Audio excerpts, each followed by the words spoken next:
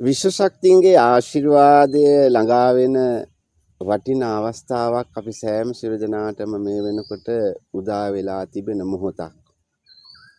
සිංහල භාෂාව තුළ සරණය කියන වචනය පිළිබඳවයි මේ මොහොතේදී අපි කතා කරන්නට බලාපොරොත්තු වෙන්නේ. ඒ අතර විශේෂයෙන් තුරුණුවන් සරණ පිළිබඳව අපි සියලු දෙනා හොඳ අවබෝධයෙන් යුක්තව නිතර භාවිතා කරනු ලබනවා. තුරුණුවන් සරණයි කියලා අපි ලියනකොට මූර්තජ නයන්න භාවිතා කරනු ලබනවා. තුරුණුවන්ගේ සරණේ ශක්තිය ආධ්‍යාත්මික විශ්ව ශක්තියක් වශයෙන් මේ විශ්වය තුළ විශ්වලේශයන්හි පවතිනවා. ඒ වගේම තමයි ගිහි ජීවිතයට සරණ මංගල්‍යය, සරණ පාවාදීම, සරණ පාවා ගැනීම කියන අවස්ථාවන් ඉතා සුවිශේෂී වැදගත්කමක් උසුලනවා. සරණ මංගල්‍යය කියලා කියන්නේ දෙපාර්ශ්වයක ජීවිත එකට එක්කහු වෙන සැමරුම් අවස්ථාවක්. ආගමික, සමාජික, සංස්කෘතිකමය වශයෙන් සංසුන් පරපුරක් බිහි කිරීමේ අභිලාෂයක් ඇතිව මනරම් නිවහනක් ගොඩ නැගෙන මංගල්‍යයක් සරණ මංගල්‍යය වෙනවා. සරණ පාවාදීම පවුලක වටිනාකම, සදාචාරාත්මක ගෞරවය, නව පරපුරකට දායාද කිරීමේ මහා වගකීමක්. දෙමව්පියන් වශයෙන් මේ පිළිබඳව වග බලා දැනගත යුතුව පවතිනවා.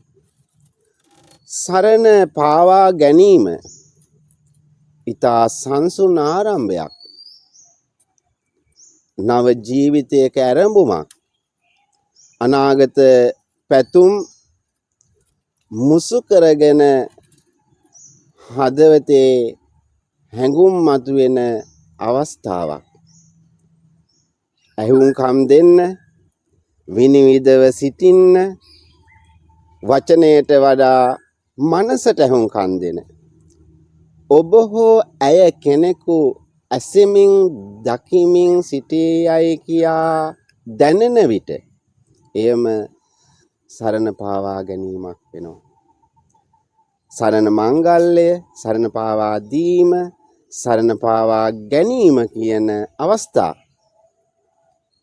පූදුණු සත්වයාට ලෞකික ජීවිතය හමුවේ ඉතා සුවිශේෂී වටිනාකමක් ඇති කරනවා.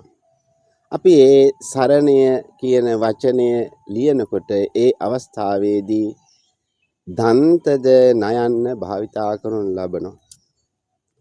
ඔබට වැරදිලා ඇති. ඔබට වරද්දලා ඇති. ඔබ වරද්දාගෙන ඇති. නමුත් ඔබ ඔබට සමාව දෙන්න. ඔබ ඔබව විශ්වාස කරන්න. ඉන් අනතුරුව ලෝකයේ විශ්වාස කරන්න.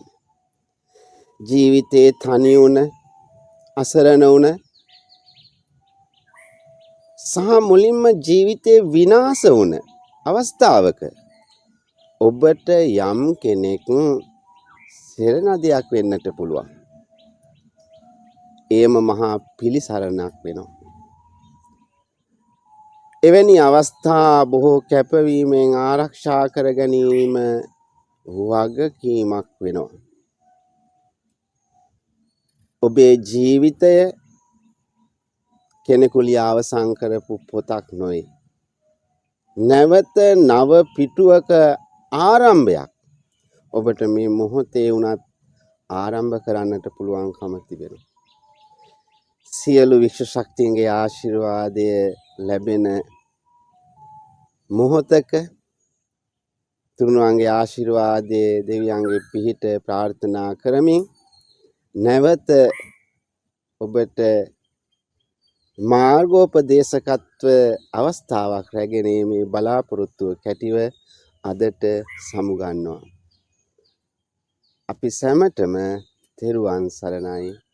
දෙවි පිහිටයි ආශිර්වාදම වේ.